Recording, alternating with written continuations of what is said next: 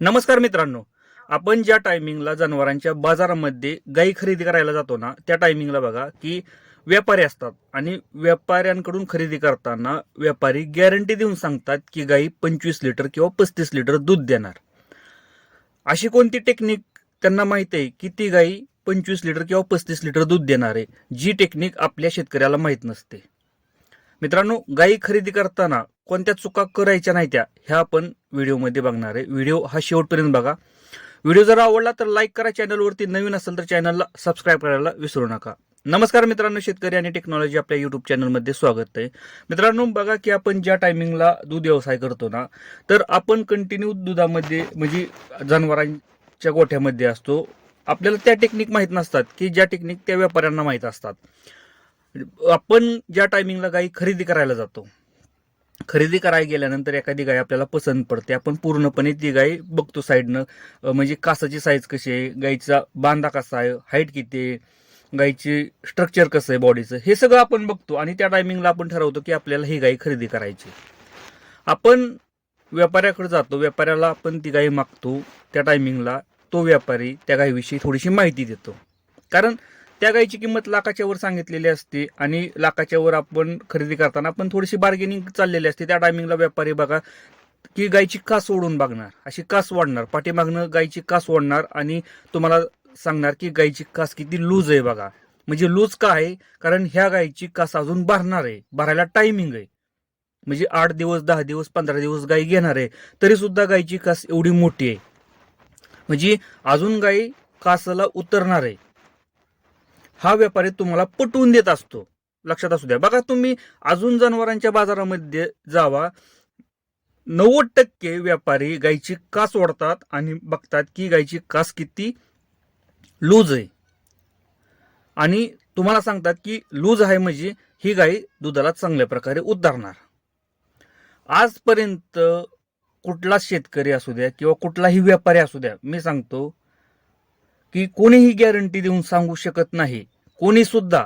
म्हणजे तुमच्या गोठ्यामध्ये तुम्ही 100 गायी जरी सांभाळल्या असतील मागच्या 10 वर्षापासून ना, तो सुद्धा माणूस मित्रांनो गॅरंटी देऊन सांगू शकत नाही की बाजारामधली गाय किंवा एखाद्या गोठ्यावरची गाय वेल्यानंतर किती लिटर दूध देईल. कारण कसं आहे मित्रांनो, एक गोष्ट लक्षात असू द्या, जी गाय आपल्या गोठ्यामध्ये 25 लिटर दूध देते ना, ती गाय दुसऱ्याच्या गोठ्यामध्ये 25 देईल ही गॅरंटी आपण देऊ शकत नाही.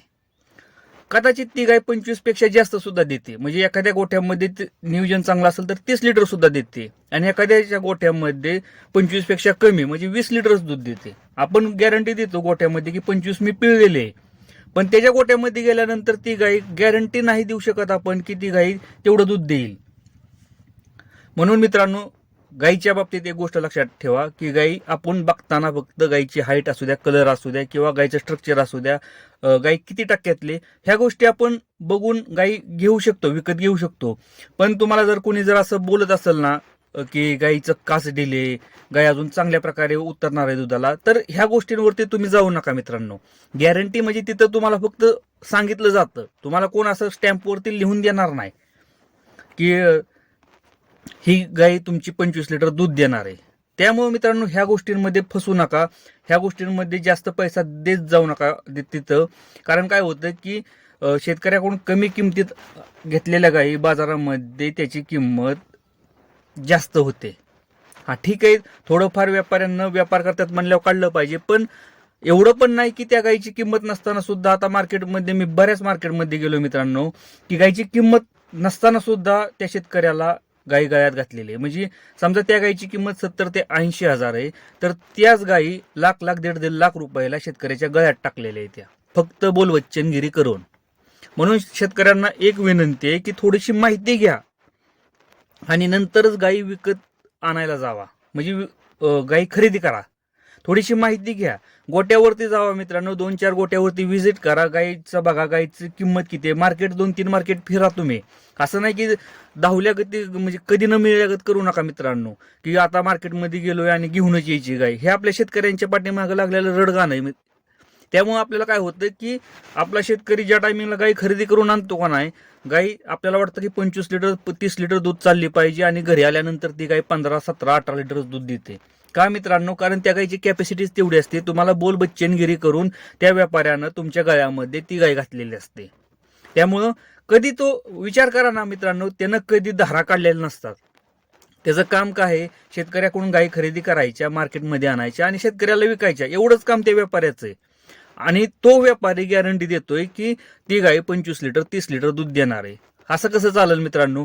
म्हणजे आपण इथं कंटिन्यू 24 तास आपण दूध काढतोय, म्हणजे कंटिन्यू दूध काढतोय. आपण आपल्या गायीची गॅरंटी घेऊ शकत नाही की गाय किती लिटर दूध देईल.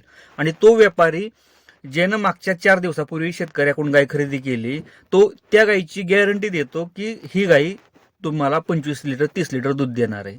कसं मित्रांनो, थोडासा विचार केला पाहिजे आपण ह्या गोष्टींवरती. त्यामुळे गायी खरेदी करताना फसवू नका फसवू नका तुम्ही. गायी खरेदी करताना थोडासा विचार करा.